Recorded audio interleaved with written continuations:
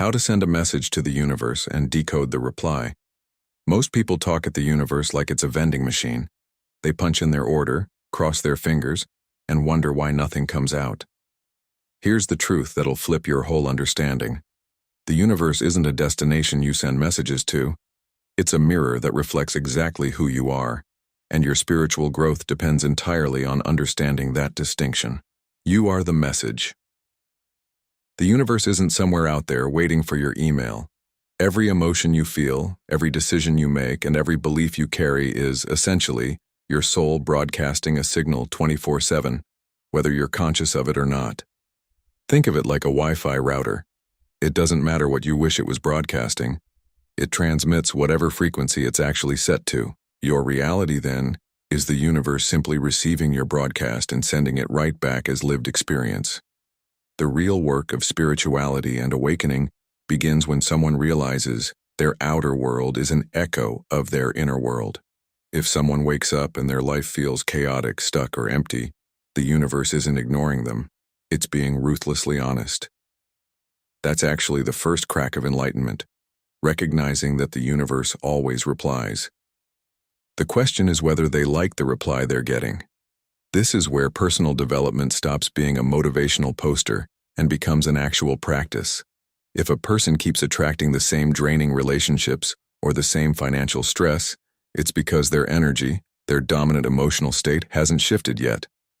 The soul broadcasts what it fears, not just what it wants, and the universe faithfully delivers both. Understanding this is the beginning of a radical inner transformation. Sending a clear signal. Getting clear on what one truly wants sounds obvious, but most people think in contradictions. They say, "I want abundance," while feeling scarcity every time they check their bank account. The universe doesn't respond to words. It responds to the feeling behind the words. A powerful practice is what teachers like Melody Fletcher call writing a letter to the universe. Sitting down, describing exactly where you are right now, stress included, then writing where you intend to be, in the present tense, as if it's already true. For example, I am living in a home that fills me with peace. Opportunities flow to me naturally. That shift from wishing to declaring recalibrates the entire energetic signal. Visualization paired with genuine emotion is the clearest frequency the universe can pick up. Someone who visualizes their dream career for 5 minutes while feeling flat and distracted is sending a weaker signal than someone who spends 60 seconds genuinely feeling the relief, joy, and gratitude of already having it. Books like Think and Grow Rich by Napoleon Hill or Ask and It Is Given by Abraham Hicks are powerful companions here. They teach you not just to think differently, but to feel differently, which is where the real energetic portal opens. Affirmations work, but only when they're rooted in words that don't trigger internal resistance. Telling yourself, "I am a millionaire," when you have $12 in your account, creates a conflict the subconscious immediately rejects. A smarter approach. Use bridging statements like "I am open to abundance flowing into my life" or "I am worthy of financial ease." These statements don't lie to the soul. They stretch it. And that stretch is where consciousness begins to expand and real inner peace starts taking root. How the universe replies. Here's where it gets fascinating. The universe never stops replying. Most people just aren't trained to read the messages. Its language isn't email. It's synchronicities, intuitive nudges, repeated number patterns, like 1111 or 333, unexpected encounters, and that inexplicable gut knowing that something is either very right or very wrong. A person who suddenly keeps hearing the same song, bumping into the same stranger, or stumbling across the same book title in 3 unrelated places isn't experiencing coincidence. They're experiencing the universe responding to their frequency. One of the most powerful signs is what spiritual teachers call a deep knowing, that quiet, unshakable inner certainty that arrives without logical explanation. It's the higher self bypassing the noise of the analytical mind and delivering a direct message.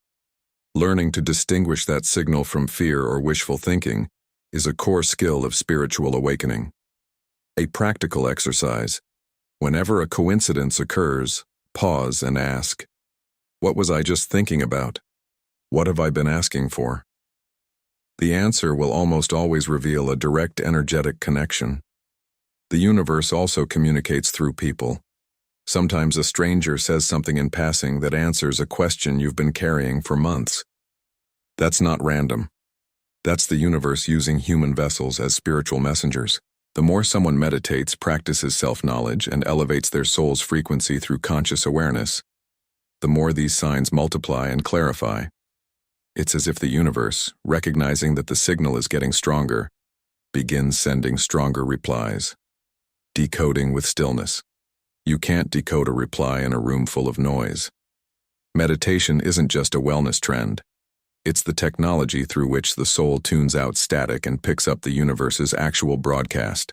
Even 10 minutes of daily stillness creates the internal quiet, where signs become obvious rather than invisible. Apps like Insight Timer or books like The Untethered Soul by Michael Singer are fantastic starting points for anyone who's never meditated or thinks they can't. The universe rewards attention. The more someone honors the signs they receive, by journaling them, acting on nudges, or simply acknowledging them with gratitude, the more the universe sends. It's a feedback loop. Recognition breeds more communication. This is the heart of what spiritual teachers mean when they talk about opening to the universe rather than begging it. And here's the counterintuitive part. Most people miss. Detachment is the final piece of the puzzle. Sending a message with desperate, white-knuckled energy is like screaming into a phone because you think the signal is weak. It doesn't help. It distorts. True manifestation comes when someone has done the inner work, sent the signal clearly, and then released the outcome, trusting that the universe, in its infinite intelligence, is already arranging the reply. That surrender isn't passive. It's the most powerful spiritual act there is. Are you paying attention to the signs already showing up in your life? Or are you so busy asking that you've forgotten to listen? What would change in your day-to-day if you treated every coincidence as a direct message from the universe meant just for you? Take one step today. Write your letter to the universe, or simply sit in silence for 10 minutes and observe what arises.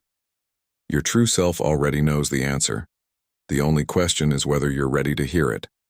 If this sparks something in you, subscribe and enable notifications, because this is only the beginning of what's waiting to be uncovered.